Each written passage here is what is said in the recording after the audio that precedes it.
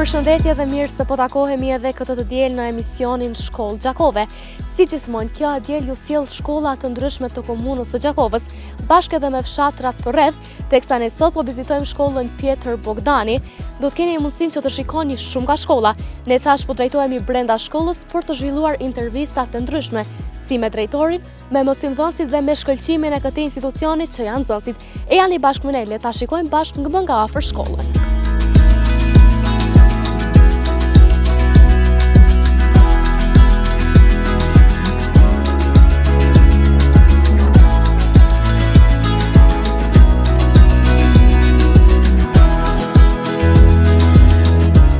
Në vitin 1968, në fshatin Damian u ndërtua shkolla e re, e cila në atë kohë plotësonte kushtet për zhvillimin normal të mësimit. Po në atë vit, ajo u pavarësua me emrin Durak Ahmeti. Shumë iniciativa u morën ndër vite, sepse nevoja për një ambient edukativ arsimor më të madh dhe me të gjitha kushtet ishte e domosdoshme, kështu që në vitin 1987 filloi ndërtimi i një aneksi me 2 klasë shtesë, duke vazhduar kështu mësimi deri në janar të vitit 1990, si paralele e ndarë shkollës Durak Ahmeti, kur pastaj me vendimin e Bashkësisë së Arsimit të Gjakovës, shkolla u pavarësua dhe u emërua me emrin Pjetër Bogdani, një nga figurat më të shquara të kulturës dhe letërsisë shqipe.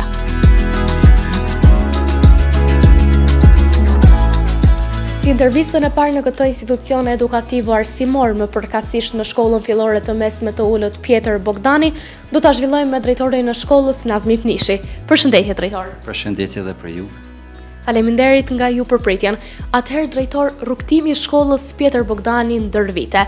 Si e do ta cilësonit mjedisin tuaj arsimor?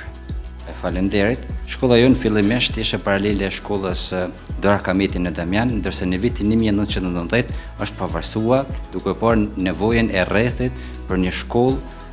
Sot pra qëndrojmë si shkollë e pavarur me rreth 235 nxënëse, me gjithsejt 9 dhoma mësimi, bibliotekën, sallën e arsimtarëve dhe 2 zyra administrative.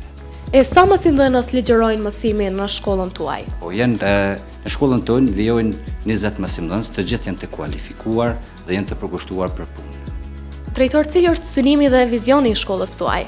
Synimi dhe vizioni i shkollës tonë është që të kemi sa më shumë sukses në mësimdhënie dhe në mësimdhënie, të krijojmë kushte sa më të mira për nxënësit dhe të dohen të kënaqur dhe të arrijmë suksese sa më të mëdha. Drejtor, çfarë do të veçonit si arritje të shkollës gjatë këtyre viteve të fundit ose më saktë gjatë vitit shkollor 2024-2025?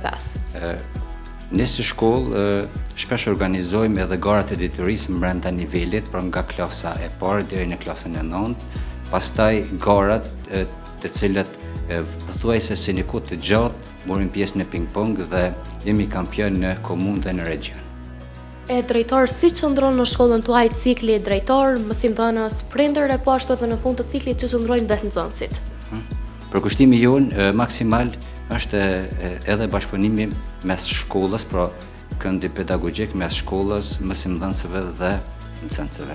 Aktualisht jemi shumë të lumtur dhe shumë të kënaqur, edhe ajo që më inkurajon mua më së shumti për këtë punë është bashkëpunimi me prindërit të cilët vazhdimisht i kam afër vetit. Drejtor, çfarë ofron shkolla juaj sa i përket anës së infrastrukturës? Ne deri më tash sa hym në shkollë patëm mundësinë që të shohim shumë nga shkolla, një interier i mrekullueshëm, po çfarë do të veçonit ju nga shkolla juaj?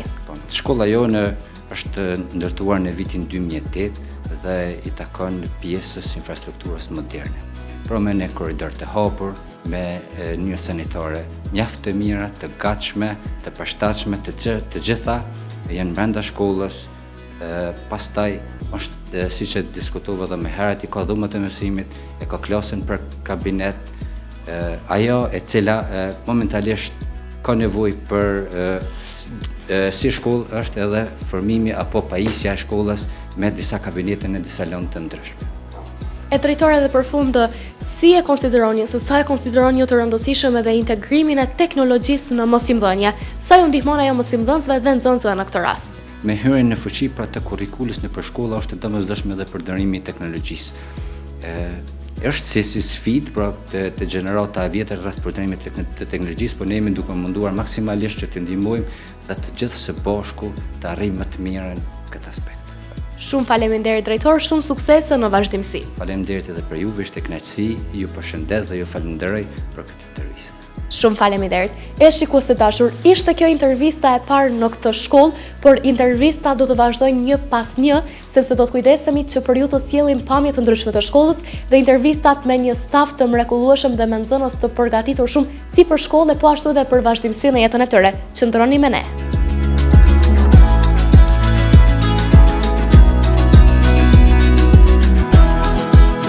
Shkolla ka edhe koordinatorin e cilësisë, i cili përkujdeset dhe sigurohet për cilësinë e arsimit në shkollë.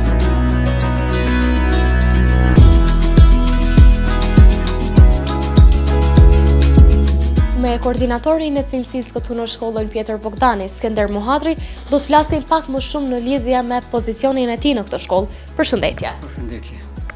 Cili është roli juaj në këtë shkollë si koordinatori i cilësisë? Koordinatori i cilësisë është personi përgjegjës për sigurimin e cilësisë në shkollë, proces ky i cili është i ndërlidhur ngushtë edhe me procesin e kurrikulës bërthon.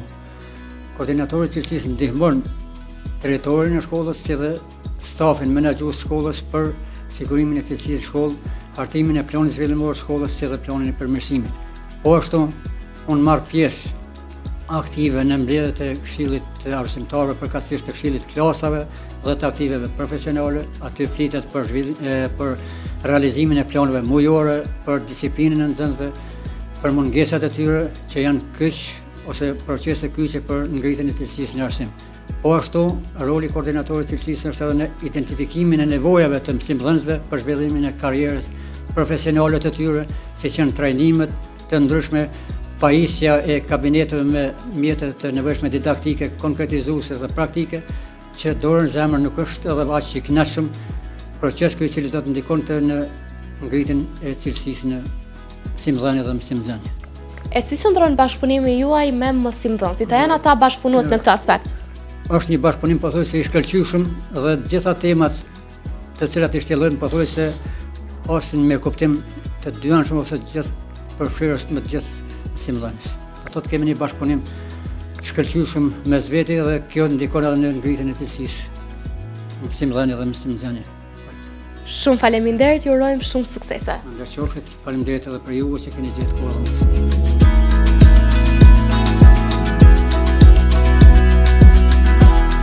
E pajisur me shumë tituj librash është edhe biblioteka e shkollës, ku nxënësit kurdoherë kanë mundësi që ta frekuentojnë ambientin për të marrë libra të ndryshëm.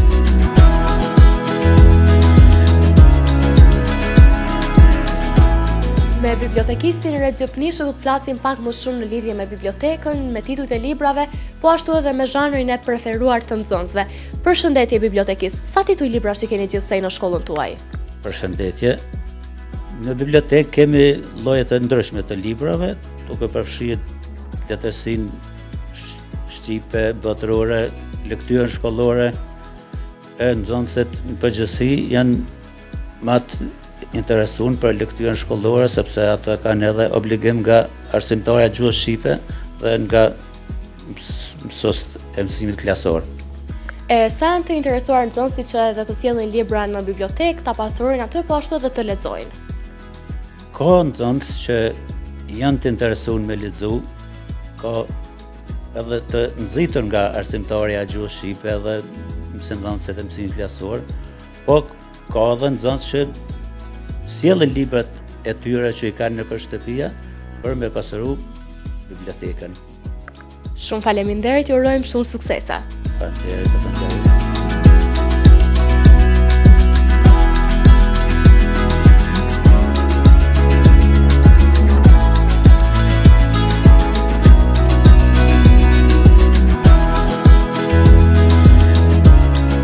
Diçka më e veçantë në këtë institucion është edhe mësimi për nxënësit nga mosha 3 deri në 5 vjeç, në një klasë të pajisur me të gjitha kushtet e nevojshme.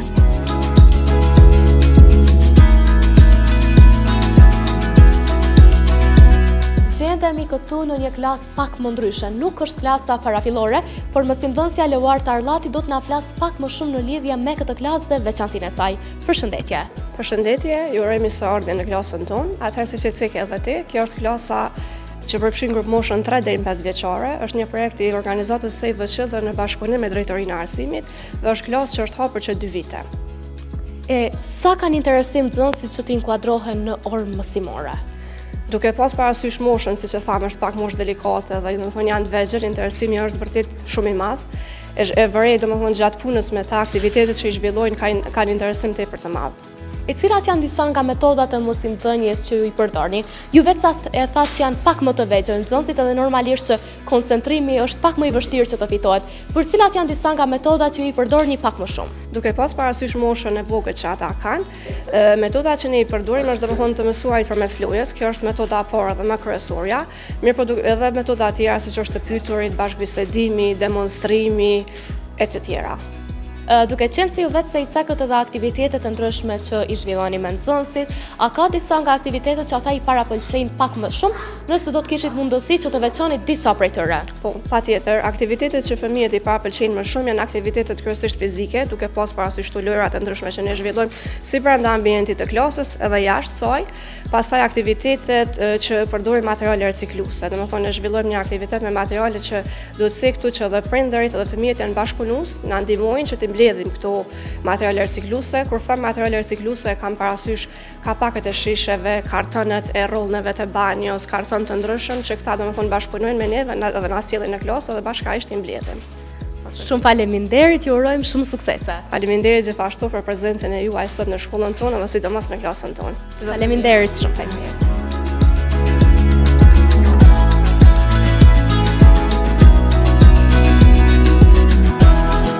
Mosimdhënësit kujdesen që mjedisin arsimor ta bëjnë sa më të përshtatshëm për nxënësit, e ku ne vizituam edhe kabinetin e teknologjisë. Me mosimdhënësën e teknologjisë, Ambla Pytyqi, gjendemi këtu në kabinetin e teknologjisë.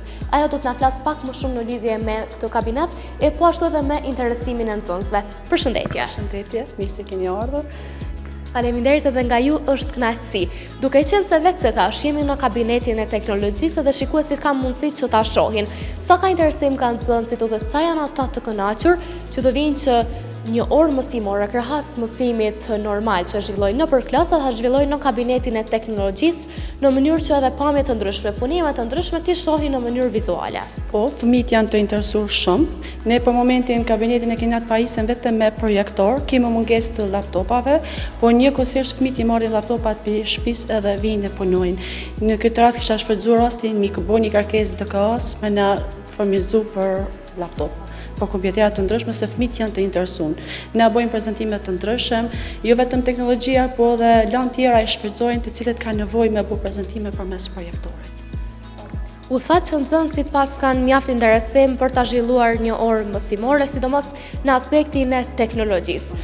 Por cilat janë disa nga metodat e mosimdhënies që ju i përdorni në një orë mësimore në mënyrë që të rritni edhe më shumë aktivitetin e nxënësve në klasë? Puna më e parë kemi prezantimin e orës mësimore, pasi kemi punimet me grupore dhe individuale, bëjmë prezantimin e projekteve, të cilët fëmijët e bëjnë projekti. Për shembull, kemi tema të ndryshme, mbajtja e ambientit të pastër, kemi mësime qarku elektrik, domethënë punojnë fëmijët me punën e dorës përmes kompjuterit, ku është mundësi shumë e mirë për fëmijët.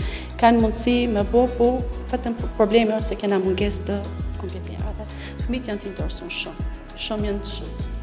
Po shpresoj që me kalimin e kohës edhe shkolla do të postojë një pamje krejtësisht tjetër sa i përket pajisjeve dhe mjeteve të ndryshme, mjafton që është përpjekja juaj e vazhdueshme, po ashtu dhe interesimi i madh i nxënësve. Shumë faleminderit. Faleminderit për juve, faleminderit që.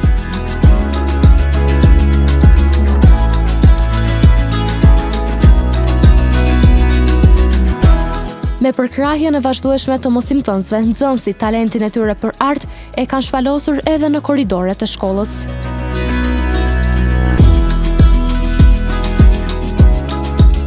Me mosimdhënësen Tikrete Hasani, e cila ligjeron lëndën e artit figurativ, do të flasim pak më shumë në lidhje me veçantinë e kësaj lëndë e po ashtu edhe me punime të ndryshme të cilat i kanë punuar në bashkëpunim me nxënësit. Përshëndetje.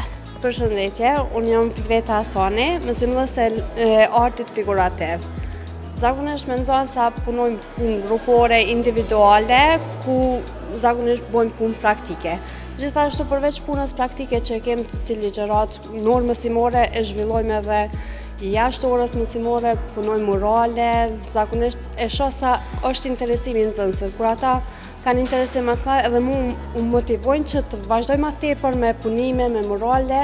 Zakonisht këto punime që i bëjmë me nxënësa. E duke qenë se në shkollën tuaj po e shohim që ka punime të ndryshme, sa kanë nxënësit interesim që të bashkëveprojnë me ju në këto punime, e po ashtu edhe për data të caktuara, për festa të caktuara, ata të punojnë edhe të vizatojnë në mënyrë që ta zbukurojnë shkollën edhe më shumë. Nxënësat vazhdimisht kanë interesim shumë të madh, si për festa, si për gjithçka, mundon edhe me më shkru privat, ata bëj që të punim, ata bëj që të punim, përveç se mësimet, nuk i mjafton ora, gjithherë mundohen vazhdimisht që të punojnë, sikur për morale, për gjithçka, shprehin interesim ku arrin edhe vetë mi gjet idejat, gjithçka idejat. Punën e ndryshme që ata zhvillojnë në një orë mësimore, dëshirojnë që ta praktikojnë ose ta aplikojnë edhe jashtë shkollës. Unë me të vërtet dua t'ju them që e keni bërë një punë të mrekullueshme, sepse shkolla të kënaq syt që me fillimin kur hyn në shkollë, me punime të ndryshme dhe me moralet që me të vërtet ndoshta edhe nuk mund të dallohet nëse ka bërë një profesionist apo nëse i kanë bërë edhe vetë nxënësit, normalisht që me ndihmën tuaj, sepse pa ndihmën tuaj nuk do të ishte e mundur. Shumë faleminderit për intervistën, ishte kënaqësi. Faleminderit për janës juve edhe faleminderit shumë për këto fjalë kaq të mira. Faleminderit shumë.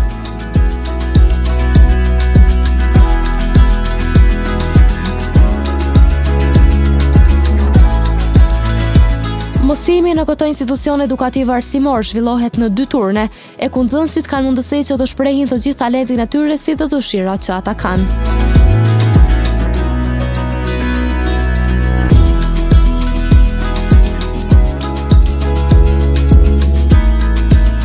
Intervista po vazhdojnë në shkollën Pjetër Bogdani, unë pranë meje kam Bleronën. Përshëndetje Blerona. Përshëndetje.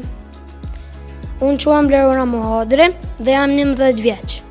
Blerona, cila është lënda jote e preferuar këtu në shkollë? Lënda ime e preferuar është matematika, sepse kam mësuar të mbledh, të zbres, të shëmzoj dhe të pjesëtoj. E Blerona, cili është hobi jot? A keti diçka që të pëlqen ta bësh në kohën tënde të lirë? Unë kam qef të luaj sporte, sidomos futboll dhe volejboll. E Blerona, a ke menduar diçka ti për karrierën tënde, që ku të rritesh edhe pak, a ke menduar çfarë profesioni do të ushtrosh, diçka që të pëlqen ty?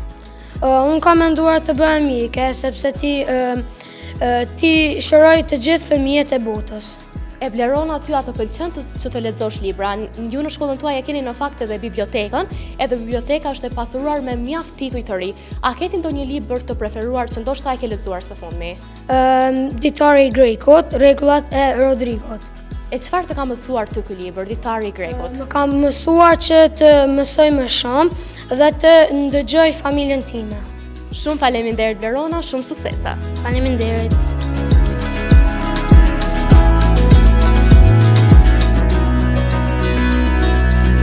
Po vazhdojmë tash me një intervistë me Esilën. Përshëndetje Esila, ju jeni tash në orën e gjuhës shqipe dhe po mësoni për shkronjën C. A ke mundësi që të na lexosh ti një vjersh këtu në libër? Hajde. Bashk me një zog, mbi degën e mollës, erdhi një zog, ciu më tha, unë të kam shok, mbi abetorën zogu në dorë ma pa. Mëson edhe mua, të lexoj më tha.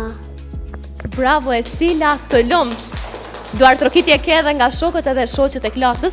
E Esila, cila është lënda jote e preferuar? Ti më tha pak më herë që është gjuar shqipe, edhe lexove shumë bukur vjershën, po a keti ndonjë sport të preferuar që të pëlqen që ta luash? Cili është ai? A keti ndonjë? Futbolli. Pëlqen. E të lumtë Esila, unë ty të uroj shumë suksese. Shumë faleminderit. Në ambientet të ndryshme të shkollës, disa biseda të këndshme i realizuam edhe me nxënës të tjerë të cilët na folën për sukseset, pasionet, mësimet dhe dëshirat e tyre për të ardhmen. Po vazhdojmë ta zhvillojmë tash një intervistë edhe me Borën. Përshëndetje Bora. Përshëndetje. Bora, ti je në klasën e 6. Sa vjeç je? Unë jam 11 vjeçe. Bora, cila është lënda jote e preferuar? Lënda ime e preferuar është teknologjia me tek, sepse marrim informacione të shpejta për një kohë shumë të shkurtër. E Bora, a keti ndonjë hobi ose diçka që ti e bën me shumë qejf? Hobi ose gjëja që e bëj me së shumë qejf është të këndoj. Edhe recitimet, sepse në shkollë çdo organizim që është bërë ka marrë pjesë, se më pëlqen shumë. E Bora, a ke menduar ti për karrierën tënde, kur të rritesh edhe pak? A ke menduar për profesionin që dëshiron ta ushtrosh? Profesioni im që dua të bëj në të ardhmen është e një mjeke, sepse dua të ndihmoj shumë njerëzve që kanë nevojë për mua. E Bora, çfarë të pëlqen ty më së shumti nga shkolla jote? A do të veçosh diçka nga shkolla apo të pëlqen e gjithë shkolla? E gjithë shkolla më pëlqen, por një cep që më pëlqen më së shumti janë pjesët ku i mbajmë kupat, sepse ato e bëjnë shkollën tonë më të veçantë, sepse në çdo garë ne jemi fitues. Shumë faleminderit Bora, unë juroj shumë suksese edhe në vazhdimsi, e shpresoj që ta mbushni shkollën me shumë kupa. Shumë faleminderit. Faleminderit edhe juve.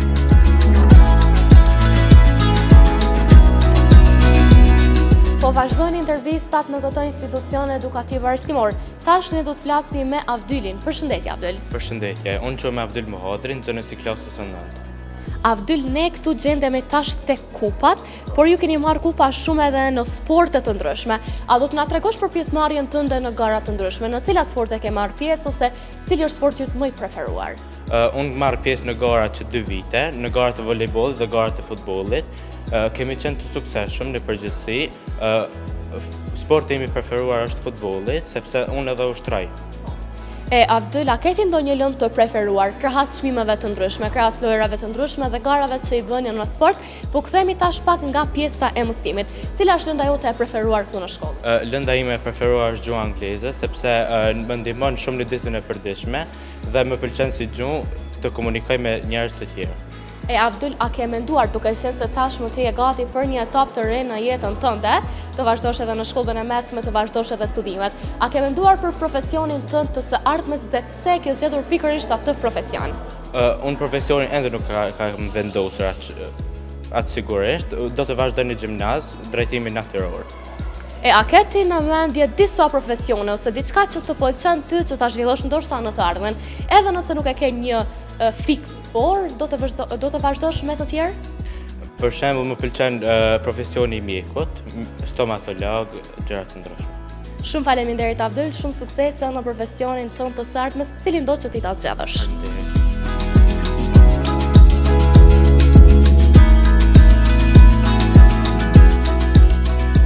Po e zhvillojmë tash një intervistë tjetër, kësaj radhe me Remzien. Ne bashkë me Remzien jemi këtu tek një penë të cilën e kanë vizatuar me degë të ndryshme, secila personifikon një gjuhë. Remzia do të na tregoj pak më shumë në lidhje me këtë moral, e po ashtu edhe me lëndën e saj të preferuar ose me gjuhën e saj të preferuar. Përshëndetje Remzie. Përshëndetje.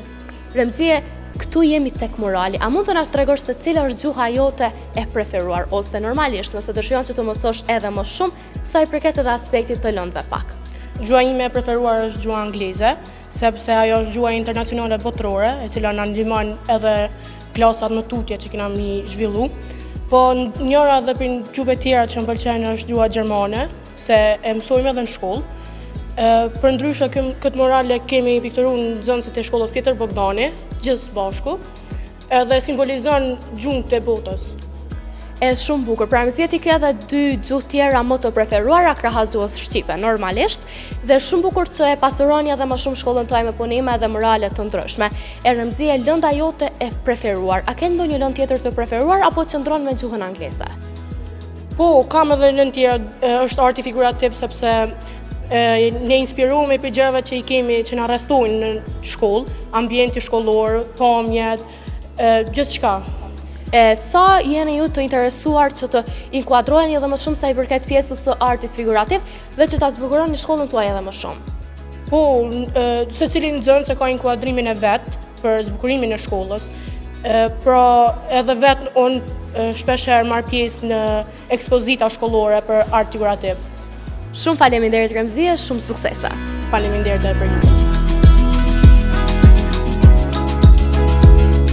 Me pamje nga shkolla po e zhvillojmë edhe një intervistë tjetër, kësaj radhe me Ronelën. Përshëndetje Ronela. Përshëndetje. Unë jam Ronela Pnishi, jam 12 vjeçare, jam nga fshati Pnish në shkollën Pjetër Bogdani, në komunën e Gjakovës. Ronela, në cilën klasë je ti? Në klasën e 6. Duke qenë se ti je në klasën e 6 edhe ke kaluar goxha klasa të ndryshme këtu në shkollë, cilat janë disa nga aktivitetet në të cilat ti ke marrë pjesë? Aktivitetin kam marrë pjesë në këndim koral, mua këndimi më pëlqen shumë. Krahas këndimit, a ke ti ndonjë hobi ose diçka që të pëlqen ta bësh në kohën tënde të lirë? Hobin kam qef ping-pongun, më pëlqen edhe bëj në shkollë ping-pongun. E cila është lënda që ti do ta veçoje pak më shumë këtu në shkollë, që të pëlqen pak më shumë? Biologjia, që flasni për njeriun, për krijesat të ndryshme, insekte, shumë gjëra tjera. Shumë faleminderit, Ornela. Faleminderit.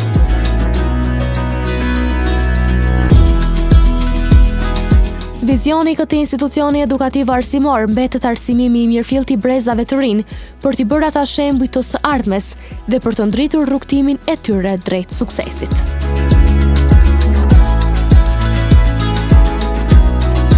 Vizituam sot shkollën fillore të mesme të Ullut Pjetër Bogdani këtu në fshatin Damjan. Ashtu si ne, edhe ju patët mundësinë që të shikoni shumë më shumë nga shkolla, ambient i mrekullueshëm, potencial i madh, staf mbështetës dhe nxënës të interesuar për të zhvilluar edhe më shumë dijet dhe njohuritë e tyre. I erdhi fundi emisionit të sotëm, por kjo nuk do të thotë që ne nuk ju presim të dielën tjetër në ora 17:30 në emisionin e radhës. Faleminderit që ishit bashkë me ne deri në këto çaste. Vazhdoni të qëndroni në kanalin e televizionit Syri. Deri në takimin tonë të radhës, mirëmbëjtje.